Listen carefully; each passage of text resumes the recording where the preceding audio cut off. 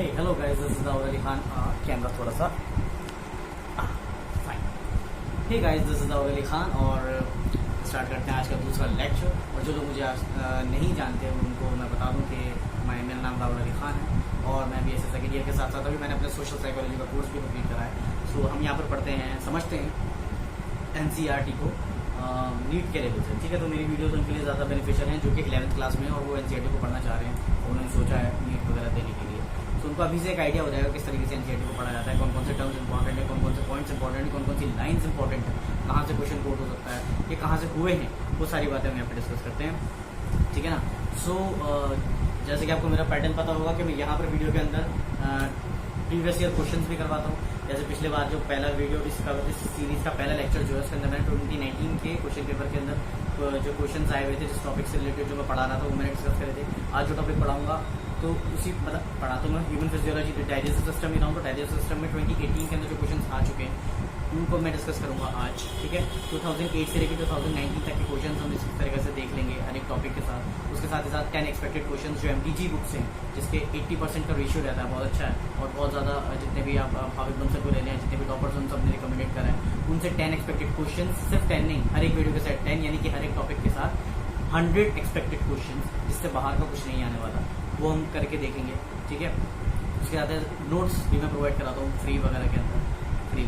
ठीक है, वो मैं प्रोवाइड कराता हूँ। उसके लिए आप लोगों को मुझे मेरे इंस्टाग्राम हैंडल के ऊपर कॉन्टैक्ट करना पड़ेगा, वो मैं डिस्क्रिप्शन में डाल दूँगा। सो आज पिछले यार वीडियो में थोड़ा सा गड़बड़ हो गया था, तो मैं आज उसको भी थोड़ा बहुत क्लियर कर दूँगा। ठीक है, वैसे तो उसके अंदर वार्निंग है, आई होप आप लोग समझ गए होंगे। So let's get into the video and start today's lecture with today's video title, digestive system second. Okay, so 1 2 3 and start.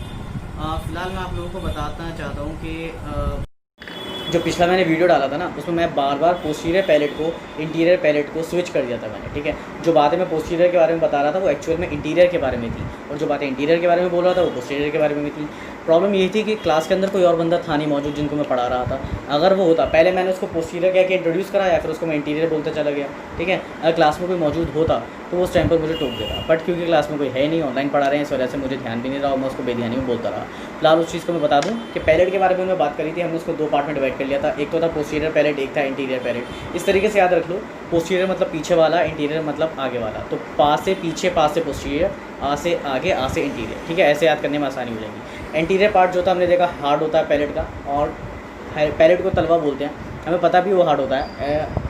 ऐसे दबा के देखो तो हार्ड लगेगा, क्यों? क्योंकि 3 बोन्स होती हैं जो उसे गार्ड कर रही होती हैं उसको। कौन कौन सी? प्रीमैक्सिला, मैक्सिला और पैलेटी।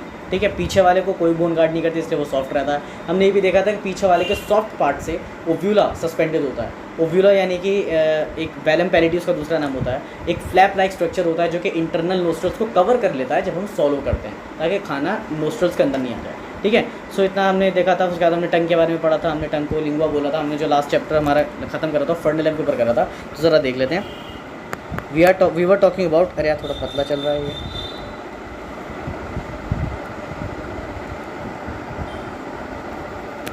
या so we were talking about, अरे यार, फर्नेलम। ठीक है, फर्नेलम। तो हम लोग फर्नेलम के बारे में बात कर रहे थे। फर्नेलम होता क्या है यार? फर्नेलम हमने देखा था, it is double layer of mucous membrane. ठीक है, डबल लेयर है म्यूकस मेम्ब्रेन की, और ये क्या करती है? It connects the bone, the hyoid, sorry the tongue, it connects the tongue with the hyoid bone. ठीक है, ये टंग को हेवाइड बोन से कनेक्ट करके रखती है। अब कैसे, वो भी देख लेते हैं। देखो, ये हमारी टंग होती है ना, नीचे के साइड में यहाँ पर फर्नेलम प्रेजेंट होता है। फर्नेलम मैंने आपको बता दिया 2 लेयर्स होती हैं म्यूकस मेम्ब्रेन की, वो प्रेजेंट होती हैं और वो इसको कनेक्ट करके रखती हैं हेवाइड से। हेवाइड एक बोन होती है, यू शेप्ड बोन। ठीक है, हेवाइड के आगे लिख लो, मैंने लिखवाया भी था पहले कि हेवाइड इज़ यू शेप्ड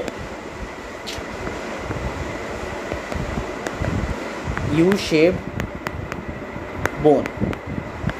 ठीक है बेटा, समझ में आगे बात? अच्छा, अब आगे बात करते हैं। जो हमने इसके टेस्ट बर्ड के बारे में पता करा था, अब हम देखते हैं। एक बार मैं आपको डायग्राम बना कर दिखा देता हूँ कि किस तरीके से बोन कनेक्टेड होती है हेवाइड से। मान लो ये हमारी टंग है, ठीक है, ये हमारी टंग का इंटीरियर पार्ट है। इसको दो पार्ट्स में डिवाइड कर लेते हैं। ये वाला है हमारा इंटीरियर पार्ट और ये वाला है पोस्टीरियर पार्ट, ठीक है। तो जो पोस्टीरियर पार्ट होता है ना टंग का, वो इस तरीके से कनेक्टेड होता है विद हियोइड। हियोइड को इससे बना लेते हैं। एक यू शेप की बोन होती है ऐसे, इसे हियोइड बोन बोलते हैं, ठीक है। और यहाँ पर ये फर्नेलम होता है। सो ज़रा लेबलिंग कर लेते हैं। तो दिस इज़ हियोइड बोन, ठीक है। और ये है फर्नेलम, सॉरी या ये है फर्नेलम। समझ में आ गया। तो ये इस तरीके से हमारी बोन से कनेक्टेड होती है, ठीक है।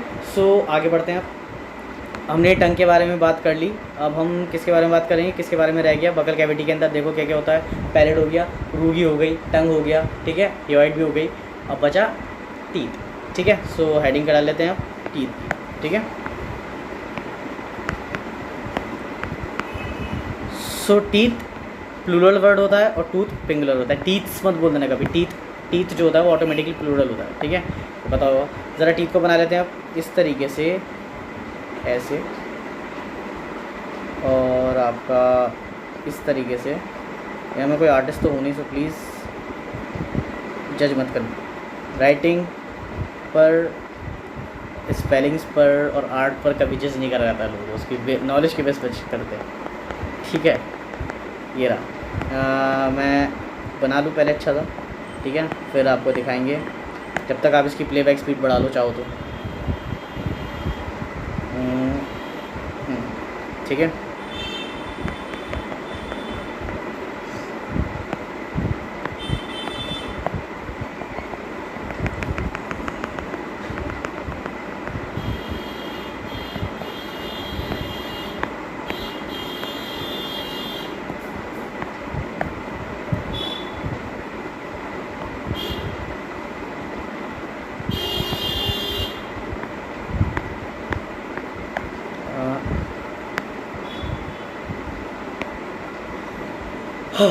ठीक है। सो बन गया हमारा टीथ के अंदर का डायग्राम। अब यार अफसोस की बात यह है कि मैं किसी का दांत तो उखाड़ के ला नहीं सकता था, और मेरा दांत टूट गया यार, वो आपको दिखेगा नहीं ऐसे। सो देख लेते हैं। टीथ को हम 3 पार्ट्स में डिवाइड करते हैं। सो ठीक है, टूथ को हम 3 पार्ट्स में डिवाइड करेंगे। कौन कौन सा पार्ट होगा ज़रा देख लेते हैं। पहला तो ये आ गया, दैट इज़ क्राउन, ठीक है, क्राउन। और ये आ गया नेक, ठीक है, नेक ये वाली जो होती है। एंड दिस इज़ रूट, ठीक है, ओके।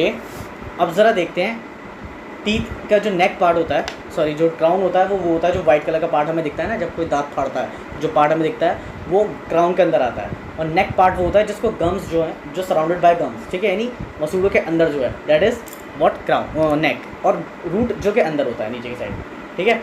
अरे यार बाल कुछ ज़्यादा बड़े बड़े, फिलहाल बालों को छोड़ा, उस पर ध्यान देते। तो क्राउन के अंदर अब हम बात करते हैं टीथ का जो ओरिजिन होता है। सबसे पहले हम बात लिख लेते हैं टीथ की स्टडी को क्या बोलते हैं। The study of teeth, the study of teeth is known as,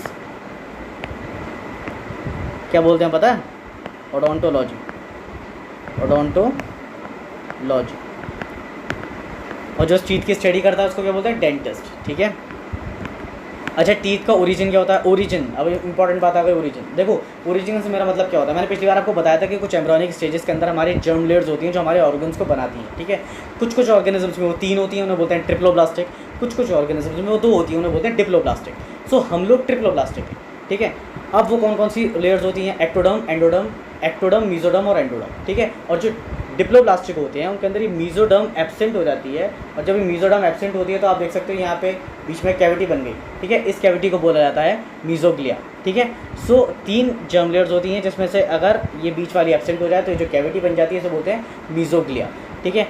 अब जब जो जर्म लेयर जिस ऑर्गन को मतलब बनाती है, या फिर जो ऑर्गन जिस जर्म लेयर से बनता है उस ऑर्गन का ओरिजिन वही हो जाता है। मान लो बाल जो होते हैं, हमारी स्किन जो होती है वो बनती है एक्टोडर्म से, तो इसका ओरिजिन क्या हो गया? एक्टोडर्म, ठीक है। अब कुछ चीज़ें आती जो कॉम्प्लेक्स चीज़ें होती हैं, जैसे कि हमारा टीथ हो गया, वो काफ़ी सारी चीज़ों से मिलकर बनता है, ठीक है। तो काफ़ी सारी जर्म लेयर्स, एक से 2 मतलब एक से ज़्यादा जर्म लेयर से मिलकर बनता है, तो उनका ओरिजिन भी एक से ज़्यादा होता है। तो ओवरऑल अगर मैं टीथ की बात करूँ या फिर टूथ की बात करूँ तो इनका जो ओरिजिन होता है ना, द ओरिजिन इज एक्टोमीजोडर्मल, एक्टोमीजोडर्मल,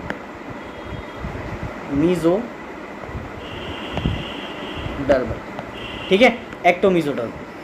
तो हमने कुछ बातें बता ली। ओडोंटोलॉजी मतलब स्टडी ऑफ टीथ, डेंटिस्ट उस बंदे को बोलते हैं जो स्टडी ऑफ टीथ को करता है, ठीक है। टीथ का ओरिजिन एक्टोमीजोडर्मल होता है, और सिर्फ टीथ का ओरिजिन एक्टोमीजोडर्मल नहीं होता, आइज़ का, लिप्स का, स्किन का, इन सब का एक्टोमीजोडर्मल होता है, ठीक है।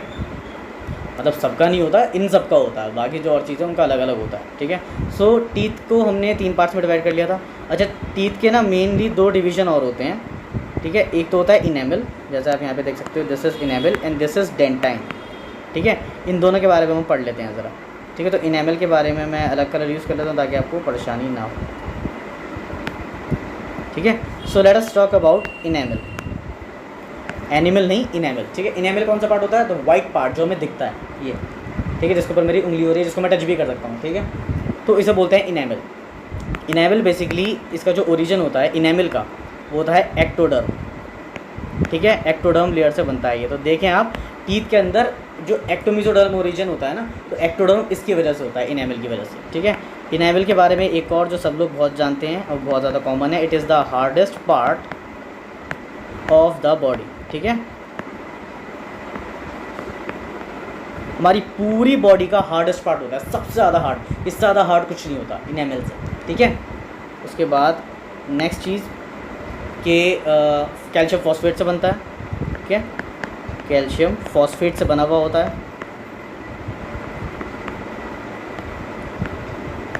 एक और इम्पॉर्टेंट बात क्या है इसके अंदर, कैल्शियम फॉस्फेट से बना हुआ होता है। तीसरी चीज़, इनेमल जो होता है it is secreted by ameloblast, ठीक है, इज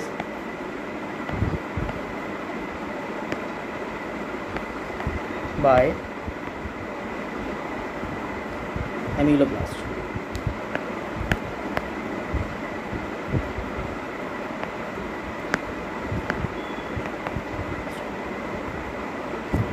ये तो अमीलोब्लास्ट हो गया, सॉरी।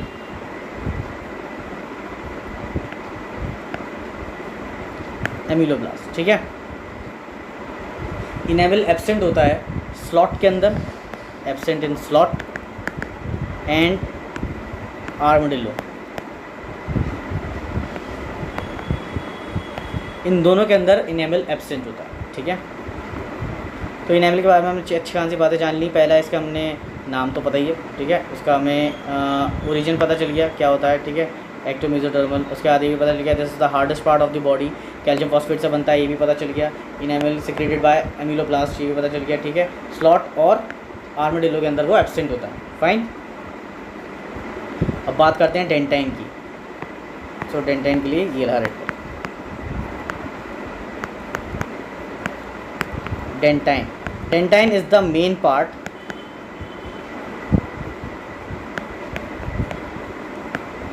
Of the tooth. दांत का इंपॉर्टेंट और मेन पार्ट यही होता है, क्यों?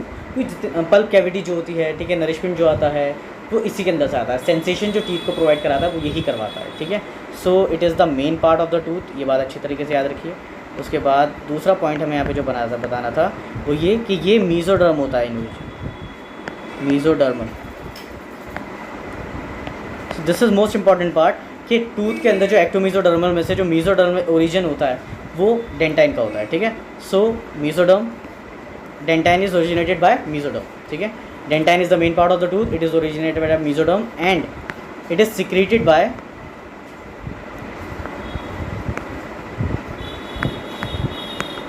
ओडोंटोब्लास्ट। ओडोंटोब्लास्ट इसे सिक्रेट करता है, ठीक है। सो एक चीज़ मैंने अभी बीच में बोली थी, दिस इज पल्प कैविटी, ठीक है। वो क्या चीज़ होती है उसको मैं बता देता हूँ। अब क्या होता है, टीथ है, वर्किंग करने के लिए किसी भी मैकेनिज्म को फ्यूल की ज़रूरत होती है, ठीक है। सो हमारे लिए फ्यूल क्या चीज़ होती है, ऑक्सीजन। अब ऑक्सीजन हम लेते तो लंग्स के अंदर है, अब लंग्स से पूरी बॉडी तक पहुंचाने का काम है, ट्रिलियंस ऑफ सेल्स जो हमारे अंदर होते हैं उन तक पहुंचाने का काम होता है ब्लड का, ठीक है। सो ब्लड सप्लाई एसेंशियल होती है हमारे लिए। तो बस जो डेंटाइन होता है उसके अंदर पल्प कैविटी होती है। अब हम बात करते हैं कि पल्प कैविटी क्या चीज़ होती है, ठीक है। लेट अस सी सर, या कि पल्प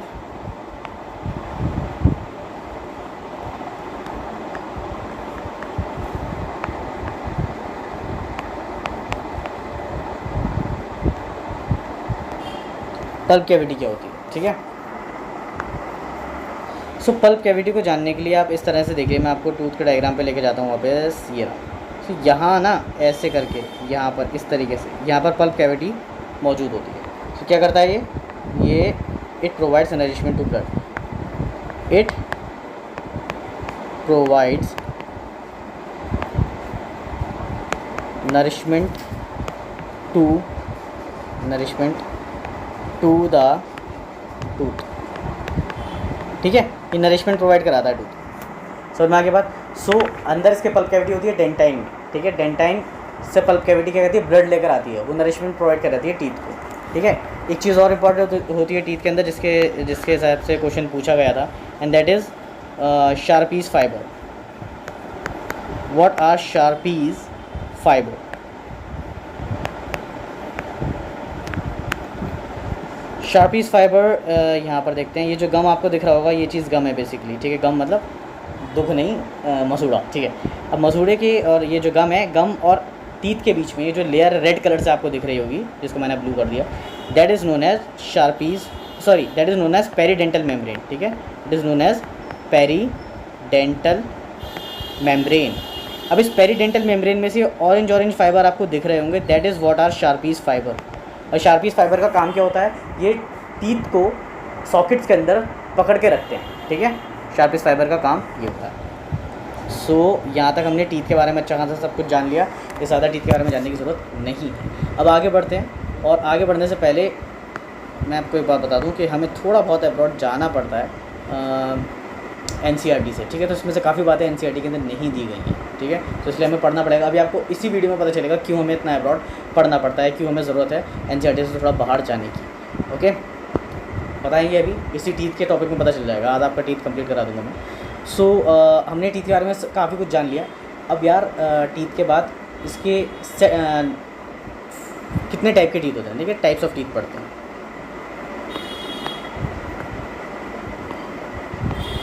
या so let's talk about the types of teeth. कितने होते हैं सोचो, देखो टीथ हमें हमेशा बताएगा दो तरीके के होते हैं, ठीक है। एक तो होते हैं मिल्क टीथ, या फिर और दूसरे होते हैं परमानेंट टीथ। यही हमें पता है, बेसिक लॉजिक यही है, नॉलेज यही है, जो भी है। बट टीथ के काफ़ी अलग अलग क्राइटेरियाज होते हैं उनको जज करने के लिए, क्लासीफाई करने के लिए। अगर मैं आपसे कहूँ how many types of teeth are there on the basis of their function, उनके फंक्शन के बेस पर अगर उन्हें क्लासीफाई करा जाएगा तो दो तरीके के टीथ होते हैं, दो तरीके के होते हैं। मैं बता दूँ, बेसिस ऑफ देयर फंक्शन दो तरीके के होते हैं, एक तो होमोडोंट, ठीक है, दूसरा हेट्रोडोंट। अब होमो और हेट्रो में क्या फ़र्क होता है ज़रा दिखा देता हूँ। होमो का मतलब नाम से पता चल रहा है, इट इज़ सेम, यानी सब एक साथ, ठीक है। और हेट्रो मतलब अलग अलग। तो जिन जानवरों के अंदर ऐसे टीथ हैं जिनके सारे टीथ का फंक्शन सेम है, उन जानवरों के लिए हम वो यूज़ करते हैं कि उनके पास है होमोडोंट सेट ऑफ टीथ, ठीक है, होमोडोंट सेट ऑफ टीथ। और जिनके हर एक टीथ का फंक्शन अलग है, कुछ स्पेसिफिक फंक्शन है किसी स्पेसिफिक टूथ का, तो हम उसे बोलते हैं हेट्रोडोंट, ठीक है, हेट्रोडोंट सेट ऑफ टीथ, ठीक है। एग्जाम्पल देख लेते हैं। फ्रॉग जो होता है उसका काम क्या होता है, वो तो उसने ज़बान मारी, खींचा और निकल गया, ठीक है।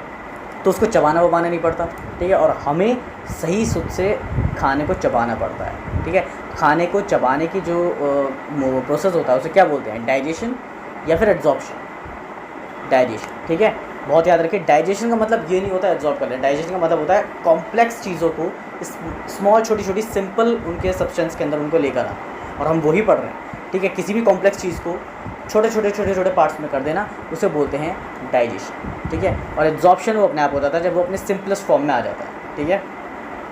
तो हम बात कर रहे थे फ्रॉग की, तो फ्रॉग का काम ही इतना होता है कि जो उसने इंसेक्ट पकड़ा है वो उसके मुंह से बाहर ना निकल जाए, इसलिए एक ट्रैप के तौर पे वो अपने टीथ को इस तरीके से बंद कर लेता है। तो सारे टीथ का फंक्शन सिर्फ एक है, वो ये है कि पकड़े गए हुए जानवर को या इंसेक्ट को इस तरीके से बंद कर लेना, बाहर ना जाने देना, एक तरीके का जेल बना देना उनके लिए। तो सारे टीथ का काम यही है, तो इसलिए हम बोलेंगे ये होमोडोंट सेट ऑफ टीथ है। किसके पास, फ्रॉग के पास। लिख लेते हैं,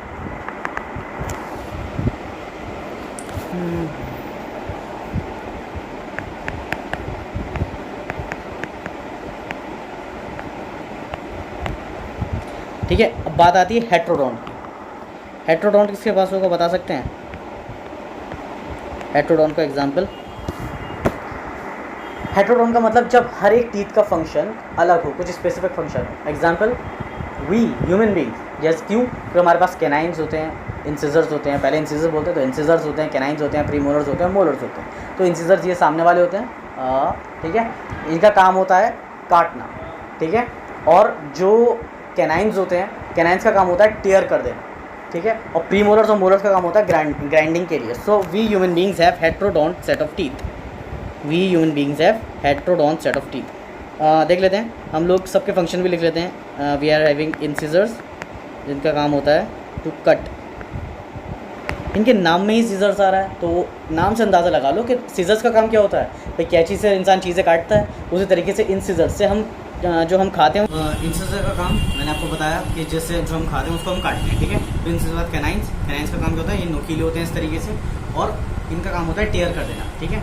तो क्या होता है, जिस तरीके से टेयरिंग कैसे होता है, जैसे जो बेसिकली मीट खाते हैं उनके लिए बहुत ज़्यादा फायदेमंद होता है, क्योंकि जो मीट खाने वाले उन्हें पता है कि फ्लैश जो होता है फाइबर से बनता है। तो फाइबर इस तरीके से मान लीजिए दो फाइबर से चिपके हुए आपस में, तो जो इंसिजर्स होते हैं वो ये काम नहीं कर सकते, उसको कट नहीं कर सकते हैं, ठीक है।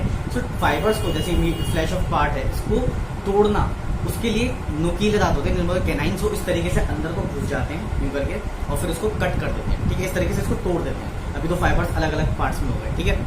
तो हम यहाँ पे देख सकते हैं कि यहाँ पर भी मैंने लिख रखा है कि कैनाइन्स होते हैं और प्रीमोलर्स और मोलर्स होते हैं, ठीक है। सो अब हम आगे की बात करते हैं। ये देखते हैं, देखिए यहाँ पे मैंने लिख रखा है कि कैनाइन्स का काम होता है टेयर करना, ठीक है, और प्रीमोलर्स और मोलर्स का काम होता है ग्राइंड करना। प्रीमोलर्स और मोलर्स पीछे वाले टीथ जो होते हैं, ठीक है, उनका काम होता है ग्राइंड कर देना, ठीक है। अब एक बात बताइए, जो खाने को लगातार ग्राइंड करते हैं इसे बोलते हैं कर्निंग, ठीक है। इसे बोलते हैं मैस्टिकेशन, ठीक है। कर्निंग तो पेट में होती है, इसे बोलते हैं मैस्टिकेशन। मैस्टिकेशन ऑफ फूड जो होता है, मैस्टिमेटिक एक्टिविटी या मैस्टिमेशन जो होता है फूड, इसे बोलते हैं चबाना। फूड को जो चबाना, जो चबाते हैं, इस प्रोसेस को बोलते हैं मैस्टिमेशन, ठीक है।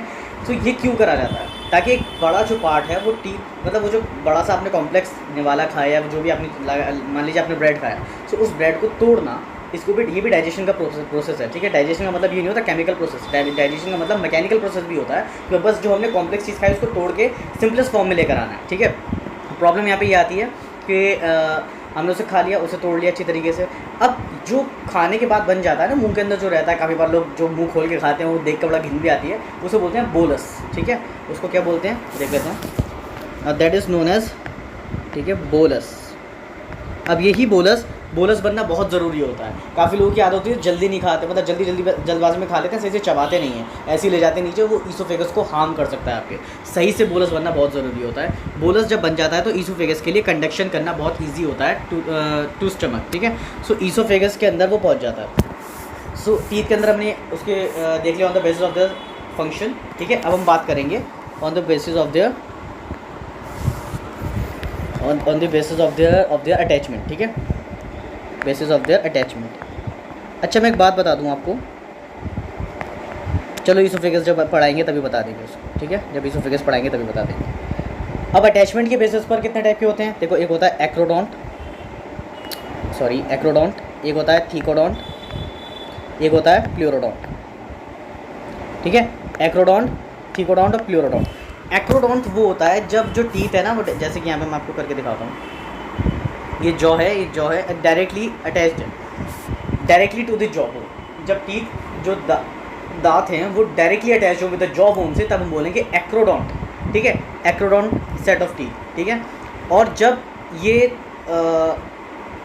On the surface of the jaw bone but inside also, थोड़ा सा अंदर को चले जाएंगे, ठीक है, तब इसको बोलेंगे प्लूरोडोंट। और इसको नेक्स्ट लैंग्वेज में ऐसे भी लिख सकते हैं, the attachment of the teeth with the jaw bone directly on the surface of the jaw bone, it is known as acrodont. And direct the attachment of the teeth directly with the jaw bone on the surface and inside the layer of the jaw bone, उसे बोलेंगे हम pleurodont, ठीक है। और काफ़ी बार जो use करा गया है, जो जैसे आप आकाश वगैरह के मॉड्यूल्स पढ़ेंगे उसके अंदर जो यूज़ करा गया है उसको बोला गया है the attachment of the teeth directly with the jaw bone medially, ठीक है, मीडियली, तो वो तो होगा acrodont. In the attachment of the teeth directly with the jaw bone laterally, वो होगा प्लूरोडोंट। इनके एग्जाम्पल हम देख लेते हैं। इनके एग्जाम्पल आ जाते हैं एक्रोडोंट के, आपके एम्फीबियंस वगैरह एग्जाम्पल आ जाते हैं इनके, ठीक है, इसके एग्जाम्पल एम्फीबियंस वगैरह आ जाते हैं। और प्लूरोडोंट के एग्जाम्पल लिजार्ड आ जाता है, ठीक है, गेको आ जाती है, ठीक है, सारे के सारे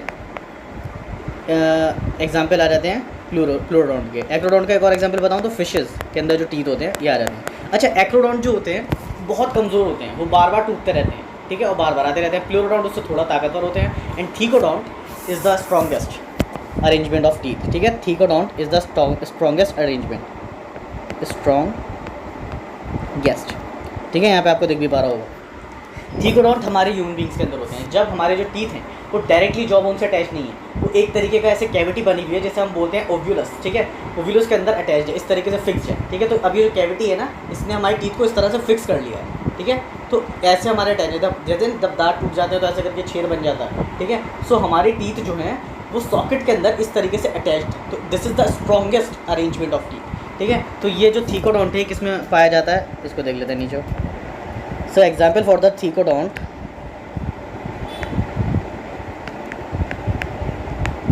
एग्जाम्पल आ गया ह्यूमन बींग्स एंड क्रोकोडाइल। अच्छा, क्रोकोडाइल है तो रेप्टाइल्स, लेकिन मैंने आपको बताया जैसे रेप्टाइल्स में जैसे लिजर्ड वगैरह गेको आ गई, इनके अंदर प्लूरोडोंट होता है, लेकिन क्रोकोडाइल में नहीं होता। क्रोकोडाइल के अंदर काफ़ी एक्सेप्शंस होते हैं एज अ रेप्टाइल। वो होता तो रेप्टाइल है बट उसके अंदर 4 चैम्बर्ड हार्ट होता है, ठीक है, और 4 चैम्बर्ड हार्ट हमारे मैमल्स के अंदर भी, ह्यूमन बींग्स के अंदर भी होता है, ठीक है। हमारे अंदर थीकोडोंट अरेंजमेंट होता है, उसके अंदर भी थीकोडोंट अरेंजमेंट होता है। सो कहीं ना कहीं ये चीज़ भी इस बात का सिग्निफिकेंस है कि भाई we share the same ancestor, ठीक है। फिर आगे बढ़ते हैं। हमने on the basis of the attachment पढ़ लिया, ठीक है, और on the basis of the attachment अब हम बात करेंगे set of teeth, type of teeth on the basis of the how many times it comes, ठीक है, on the basis of the set of teeth. Classification on the basis of set of teeth, ठीक है। देखो 3 तरीके के होते हैं। पहला होता है मोनोफाइडोंट, मोनोफाइडोंट उसे बोलते हैं जब ज़िंदगी में सिर्फ एक ही बार दांत निकले, ठीक है। अब वो एक ही बार आ गए, अब दोबारा नहीं आएंगे अगर टूट जाते हैं तो। एग्जाम्पल इसका देख लेते हैं, टूथेड व्हेल, ठीक है, toothed whale is the example for this monophyodont, ठीक है। अब बात करेंगे डायफाइडोंट की।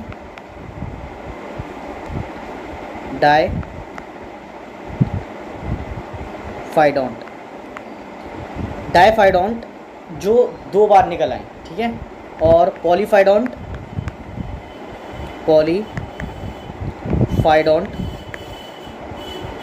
जो बार बार निकलें, लगातार निकलते रहें, ठीक है। सो डायफाइडोंट के अंदर एग्जांपल देख लेते हैं ह्यूमन बींग्स का, ठीक है। ह्यूमन बींग से 2 सेट ऑफ टीथ निकलते हैं ना, एक बचपन में जिसे हम दूध के दांत बोल देते हैं, उसका एक और नियम होता है मिल्क टीथ, डेसिडुअस टीथ भी बोलते हैं उसे, लैक्टिफरस टीथ भी बोलते हैं उसे, ठीक है। तो ये नाम आप अच्छी तरीके से नोट के अंदर रखिए, मतलब नोट्स में कहीं ना कहीं आप बना रहे हैं तो उसको लिख लीजिए। वैसे तो आपको नोट्स में प्रोवाइड करा ही दूंगा, बट ये जो छोटी मोटी बातें हैं ना, ये शायद उन नोट्स में ना हो, ठीक है, क्योंकि मैं नोट्स प्रोवाइड कराऊंगा तो किसी इंस्टीट्यूशन वगैरह से कहकर मैं उस चीज़ को करवाऊंगा। सो यहाँ पर मैं लिख तो रहूँ वैसे, उसको देख लीजिए। सो जो मिल्क टीथ होता है उनका दूसरा नाम होता है डेसिडुअस टीथ, लैक्टिफरस टीथ। ये टर्म्स भी काफ़ी बार यूज़ हो चुकी है नीट के अंदर। पॉलीफाइडोंट की बात करें तो टीथ लगातार आते रहें, मतलब टूट रहे हैं फिर आ रहे हैं, टूट रहे हैं फिर आ रहे हैं, लगातार वो टीथ आते रहें। उसका एग्जाम्पल आ गया आपका एम्फीबियंस एंड रेप्टाइल्स। ये वीडियो थोड़ी ज़्यादा लंबी हो गई है, लेकिन मैं इसमें टीथ इंशाल्लाह कवर ही कर दूंगा। और इसके मैं आपको अभी पहले फ़िलहाल ये पढ़ लेते हैं, एक और बस एक लास्ट उसका भी बता। अगली बार डेंटल फॉर्मूला करवाएंगे, ठीक है, अगली बार डेंटल फॉर्मूला करवाएंगे, इस बार सेट ऑफ टीथ एक पूरा कर लेते हैं। लास्ट में आ जाता है on the basis of there cups, shape of the cusp, ठीक है, on the basis of the shape of the cusp यानी कि उनका जो एक तरीके से देखा है लुक कैसा, आउटलुक कैसा है, उसका जो शेप है उसके बेसिस पर कैसे कैसे हैं वो भी देख लेते हैं। उसके बेसिस पर हैं ब्यूनोडोंट, सेकोडोंट, सेलेनोडोंट, सेकोडोंट, सेलेनोडोंट एंड लोफोडोंट। लोफोडोंट, ब्यूनोडोंट मतलब राउंडेड कस्प्स, इस तरीके से, ठीक है। जैसे इसका एग्जांपल आ जाता है ह्यूमन बींग्स, राउंडेड कस्प्स होते हैं थोड़े, ठीक है, एकदम ऐसे कैनाइंस होते हैं बट ऐसे एकदम हार्ड नहीं होते हैं ना, तो राउंडेड कस्प आ जाता है एग्जांपल हमारा, ठीक है। इसमें हम देख लेते हैं ह्यूमन बींग्स का एग्जांपल, कलर चेंज कर लेते हैं एग्जांपल्स के लिए। सेकोडोंट यानी कि पॉइंटेड कस्प ऐसे करके, एग्जांपल कार्निवोरस एनिमल्स। कार्निवोरस पता है ना, कार्निवोरस जो गोश्त खाते हैं, हर्बिवोरस जो शर्ब्स और हर्ब्स खाते हैं जैसे कि पेड़ पत्ते वगैरह, और ओमनिवोरस जो दोनों ही खा लेते हैं, ठीक है, कार्निवोरस। उसके बाद आ जाता है सेलेनोडोंट। सेलेनोडोंट मतलब ग्लंट रिजिड्स, इस तरीके से एकदम चपटे दांत, ठीक है। इनका एग्जांपल क्या है, हर्बिवोरस एनिमल्स, ठीक है, काउज या गोट वगैरह के अंदर होते हैं हर्बिवोरस, ठीक है। एग्जांपल इसका काउ, ठीक है, गोट्स, अपने आप आपको तो पता ही है हर्बिवोरस एनिमल्स वगैरह के क्या क्या एग्जांपल होते हैं, ठीक है। अरे अभी से क्यों बंद हो रहा है, हाँ। लोफोडोंट, लोफोडोंट का ये होता है कि वैन ट्रांसफर्स्ड रिजिड्स, ठीक है, ट्रांसफर्स्ड रिजिड्स जब होते हैं, ट्रांसफर्स्ड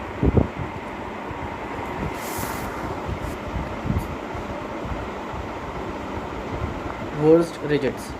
तो ट्रांसफर्स रिजिड मतलब एक तरीके से प्रॉपर्ली राउंडेड भी नहीं होते, ऐसे कैनाइंस टाइप भी हो जाते हैं, बट इनको इसलिए ट्रांसफर्स होते हैं, इसलिए इनको हमने लोफोडोंट के अंदर रखा हुआ है। एग्जांपल किसके अंदर होते हैं, एलिफेंट। एग्जांपल आप याद कर लीजिए, जो मैं लिखवा रहा हूँ वो सारे कम से कम, ठीक है।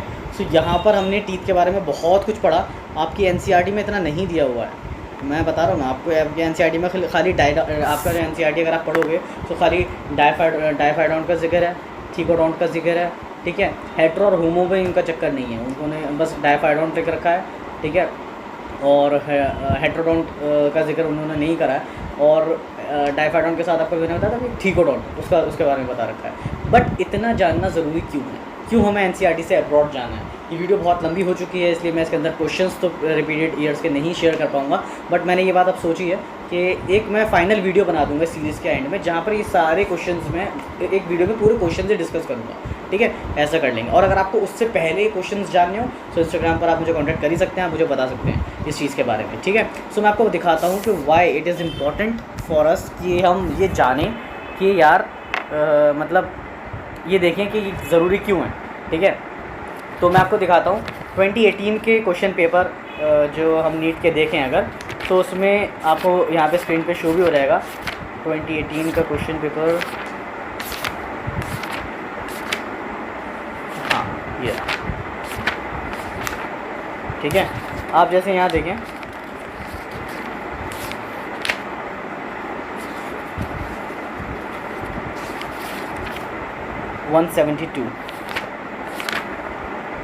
या 2018 का जो नीट का क्वेश्चन पेपर आया था उसके अंदर question number 172, which of one of the following terms describe the human dentition. उसमें देखिए सबका जिक्र है, प्लूरोडोंट का जिक्र है जो आपके एनसीईआरटी में नहीं है, मोनोफाइडोंट का जिक्र है जो आपके एनसीईआरटी में नहीं है, होमोडोंट इसमें जिक्र है जो कि आपके एनसीईआरटी में नहीं है, आपके एनसीईआरटी में कुछ नहीं है इसमें से।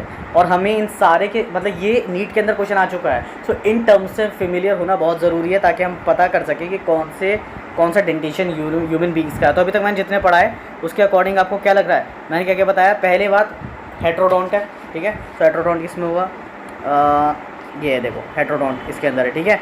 उसके बाद मैंने आपको हेट्रोडोंट के बाद बताया था थीकोडोंट, तो थीकोडोंट भी इसमें आ गया बी, और डायफाइडोंट बताया, तो बी वाला इज़ द करेक्ट आंसर। तो हमें इन सब की नॉलेज होना बहुत ज़रूरी है, ठीक है। सो हमें सारे डेंटेशन सही तरीके से पढ़ने होंगे यार, तभी हम जाके अच्छी तरीके से कॉन्सेप्ट को समझ पाएंगे। और मेरा मतलब यही है, जब आप किसी कॉम्प्लेक्स चीज़ को, हम डाइजेशन पढ़ रहे हैं, किसी कॉम्प्लेक्स चीज़ को एब्जॉर्ब करने के लिए पहले उसे डाइजेस्ट करना पड़ता है। एकदम से रटने बैठ जाओगे तो कुछ नहीं होने वाला। कॉन्सेप्ट समझोगे, you will feel like a doctor, और फिर बस दवाई मत प्रिस्क्राइब कर देना किसी को, अपने आप से रोज़ बोलो कि हाँ मैं डॉक्टर हूँ, और उस चीज़ को फॉलो करो, मज़ा आ जाएगा पढ़ने में, यू विल लव इट, ठीक है। कि मैं हज़ारों दफ़ा बता चुका हूँ कि केमिस्ट्री के अंदर केमिकल्स रिएक्शंस पढ़नी पड़ती है जो हम देख नहीं सकते हैं, उसके अंदर घुस के नहीं देख सकते, अच्छा ये एटम टूट रहा है उसके साथ रिएक्ट कर रहा है, इसके इलेक्ट्रॉन उसके पास जा रहा है, ठीक है। फिजिक्स के अंदर हम काफ़ी कॉस्मोस की चीज़ें पढ़ते हैं जो हम देख नहीं सकते, ठीक है।